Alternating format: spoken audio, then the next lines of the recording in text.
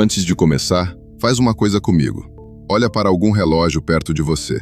Pode ser o celular, o computador, o micro-ondas na cozinha. Qualquer coisa que diga, com aquela confiança absurda, que sabe exatamente que horas são. Agora imagina esse mesmo relógio dentro de uma nave silenciosa, longe da Terra, viajando para uma região onde essa pergunta começa a perder o sentido. Lá fora, as cidades viram pontos de luz. O planeta fica pequeno. O Sol deixa de parecer o centro de tudo e vira só mais uma estrela no escuro. E na nossa frente, existe um lugar onde o tempo não acaba. Ele desobedece.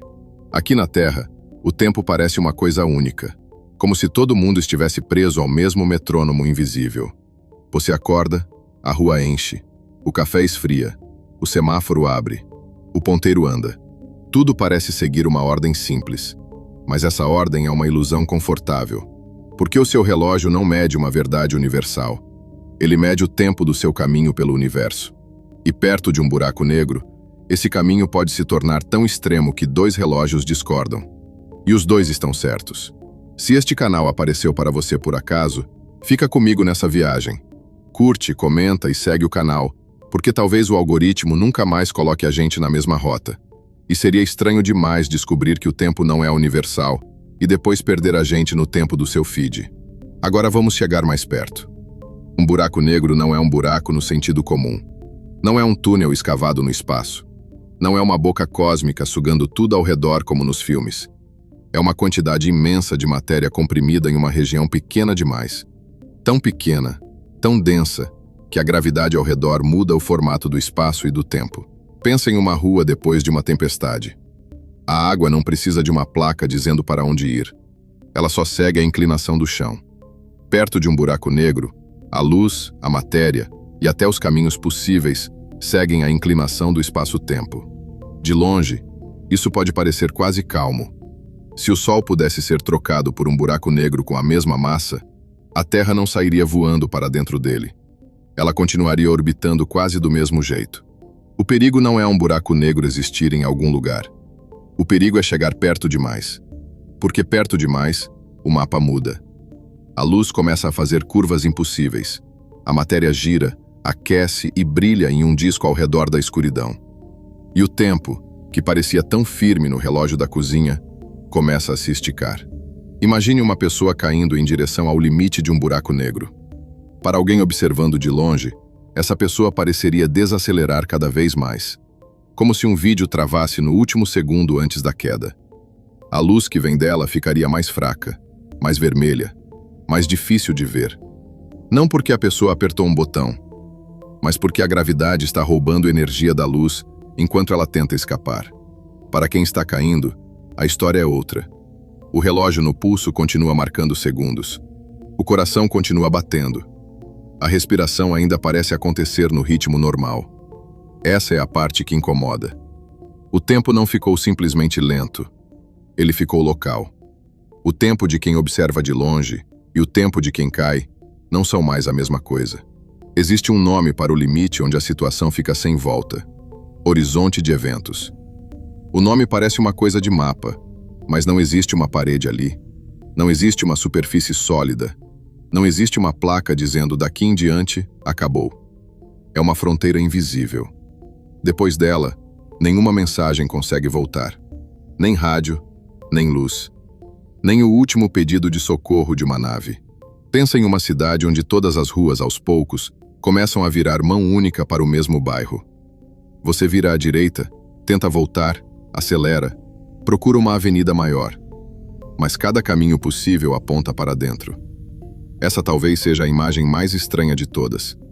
O buraco negro não prende você como uma jaula. Ele reorganiza o futuro. Fora dele, ainda existem caminhos que levam para longe. Dentro dele, o futuro possível aponta para o centro. Não importa para onde você olhe. Não importa o quanto tente acelerar. É como se a palavra voltar tivesse sido apagada do universo. E antes que isso pareça distante demais, existe uma versão minúscula dessa estranheza acontecendo acima da sua cabeça agora. Os satélites de GPS carregam relógios extremamente precisos. Eles estão longe da superfície da Terra e se movem muito rápido.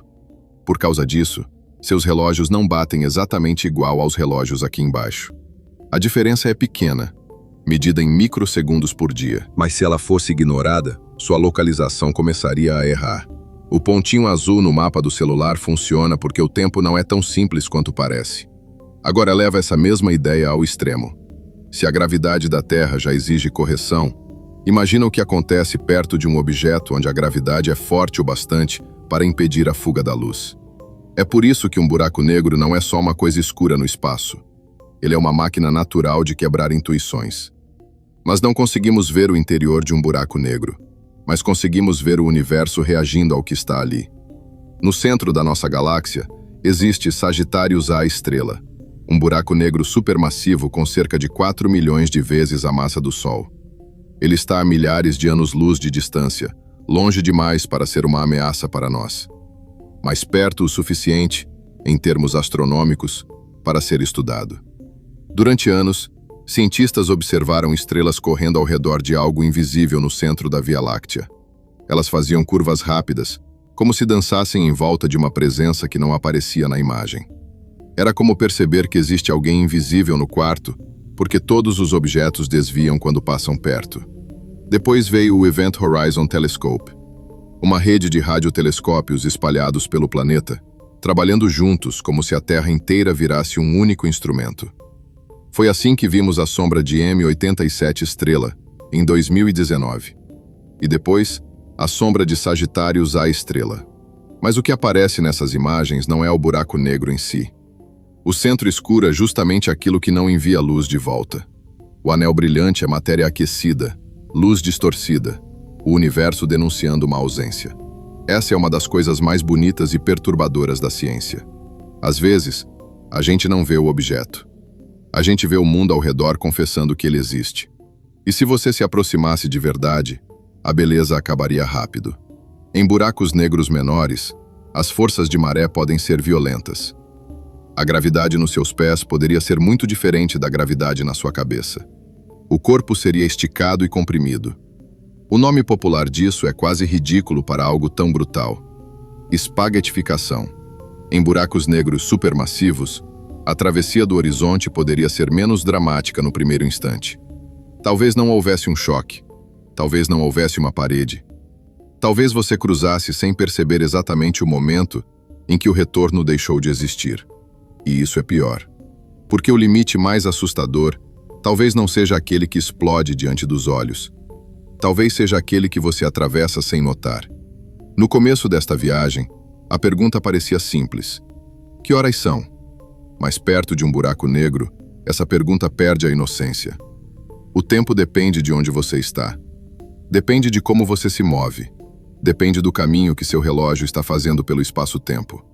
Então talvez a pergunta certa nunca tenha sido: que horas são? Talvez a pergunta certa seja: que horas são para quem? Porque em algum lugar lá fora, diante de uma fronteira invisível, existe uma região onde a luz não volta, os sinais se calam e o futuro aponta para uma única direção. E se isso parece estranho demais, talvez seja só porque daqui da Terra, nossos relógios ainda conseguem fingir que a realidade é simples. Mas ela não é. A realidade é mais estranha do que parece.